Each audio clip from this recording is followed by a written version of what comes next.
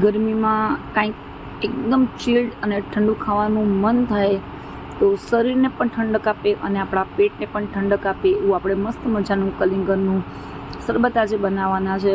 પણ આજે કંઈક અલગ ઇન્ગ્રીડિયન્ટ્સ આપણે વાપરવાના છે. તો સૌપ્રથમ ઇન્ગ્રીડિયન્ટ્સ ચેક કરી લઈએ. ઠંડીમાં તો આપણે ગુંદર વાપરીએ છીએ, એવો સેમ ટુ સેમ ગુંદર ગરમીમાં ખાવા માટે પણ એક આવે છે જેને ગોંદ કતીરા કહેવાય છે. તો એ લગભગ આપણે 2 મોટી ચમચી ભરીને લઈ લીધો છે અને એક બાઉલની અંદર આપણે એને ઓવરનાઇટ પલાળીને રાખવાનું છે. પણ ધ્યાન રાખવાનું કે પાણી ફૂલ ભરેલું હોવું જોઈએ. આ જે ગોંદ છે એ ટોટલી પાણી એબ્ઝોર્બ કરી લે છે અને ઓછામાં 12થી 13 કલાક સુધી આપણે એને પલાળીને રાખવાનો છે. 12થી 13 કલાક આપણા થઈ ગયા છે. તો આ તમે બાઉલ જોઈ શકો છો. 2 ચમચી ગુંદરની અંદર આખું બાઉલ ભરાઈ ગયું છે. અંદાજે 20થી 30 ગ્રામ ગુંદર હતો જેને આપણે પલાળ્યો. તો હવે આ જેલી જેવા ફોર્મમાં આવી ગયું છે. તો હવે આ ગુંદ તમે જોઈ શકો છો એ સ્પેશિયલ ગરમીમાં ખાવા માટે હોય છે. હવે એને સાઈડમાં મૂકી દઈએ. હવે બીજા ઇન્ગ્રેડિયન્ટ્સમાં આપણે તકમરિયા લેવાના છે જે નેચરલી પેટમાં ઠંડક આપે છે. તો એક મોટી ચમચી ભરીને તકમરિયા લઈ લીધા છે. એ પણ આશરે 50 ગ્રામ જેટલા તકમરિયા છે અને લગભગ અડધી બોટલ ભરીને આપણે પાણી એડ કરી દઈશું. તકમરિયા પણ પાણી એબ્ઝોર્બ કરે છે. તો પાણી એડ કર્યા પછી આપણે આ તકમરિયાને પણ ઢાંકીને સાઈડમાં મૂકી દઈશું. ગરમીમાં કાંઈક ઠંડુ ખાવાનું મન થાય તો મોસ્ટલી બધાને તરબૂચ યાદ આવે છે. તો આપણે તરબૂચ લઈ લીધું છે. તો તરબૂચ લેતી વખતે જરા ખોખરો અવાજ આવે એવું તરબૂચ લેવાનું છે. જે વજનમાં હલકા જેવું લાગતું હોય અંદરથી એવું તરબૂચ લઈએ તો તરબૂચ એકદમ મીઠું નીકળે છે. તો વચ્ચેથી આપણે કટ કરી લેશું. અડધું તરબૂચ છે જેનો આપણે રસ કરવાનો છે અને અડધું તરબૂચ છે જેને આપણે કટકા કરીને આપણા જે જ્યુસ બનાવવાનું છે એમાં એડ કરી દઈશું. આ તમે જોઈ શકો છો મસ્ત મજાનું લાલચોળ તરબૂચ છે.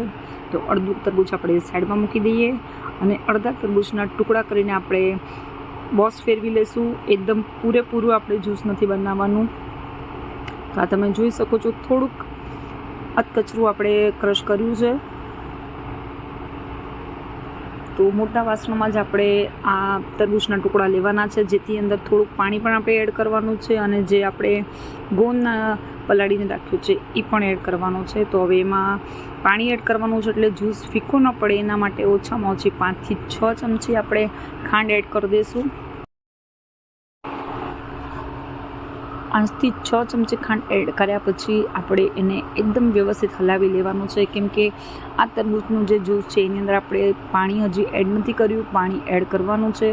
તો લગભગ 1 લીટર જેટલું આપણે પાણી એડ કરી દઈશું. વધારે એડ નથી કરવાનું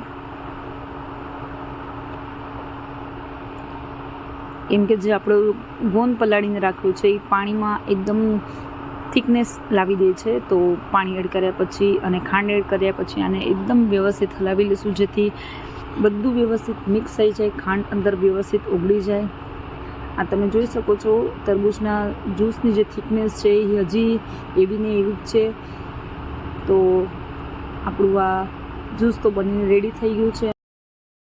હવે આ જ્યુસની અંદર આપણે જે અડધું કલિંગર સાઈડમાં મૂક્યું હતું એના નાના પીસીસ કરીને અંદર એડ કરી દઈશું.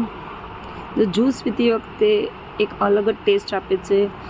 થોડોક જ્યુસ અને થોડાક ટુકડા બાળકોને પણ વધારે ભાવે છે. તો આપણે આ કલિંગરના બારીક એવા ટુકડા કરીને અંદર એડ કરી દઈશું.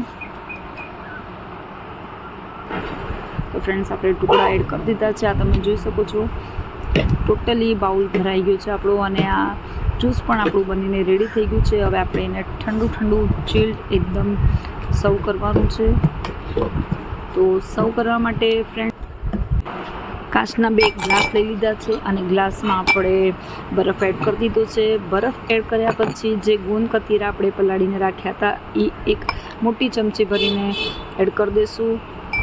તાસીરમાં એકદમ જ ઠંડક આપે એવા ગોંદ કતીરા હોય છે. તો હવે તકમરિયા પણ એડ કરી દઈશું. તકમરિયા પણ લગભગ 1 ચમચી ભરીને એડ કરી દઈશું.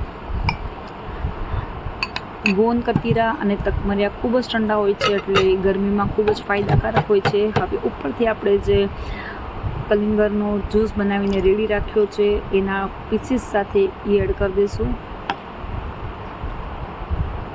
તો ફ્રેન્ડ્સ લુક વાઇઝ તો જોતાની સાથે ખાવાનું મન થઈ જાય ને પીવાનું મન થઈ જાય એવું આપણું આ વોટરમિલનનું શરબત બન્યું છે. અને જે આપણે ગોંદ કતીરા એડ કર્યા છે એ ખૂબ જ ઠંડક આપે છે, ગરમીમાં તો ખૂબ જ ફાયદાકારક છે. તો આપણો આ જ્યુસ તો બનીને લગભગ રેડી થઈ ગયો છે. ફ્રેન્ડ્સ, આજની આ વોટરમિલન જ્યુસની રેસીપી જો ગમી હોય તો લાઈક કરજો, શેર કરજો, કમેન્ટ કરજો, ને ચેનલમાં નવા હોય તો ચેનલ સબસ્ક્રાઈબ કરજો. Thank you.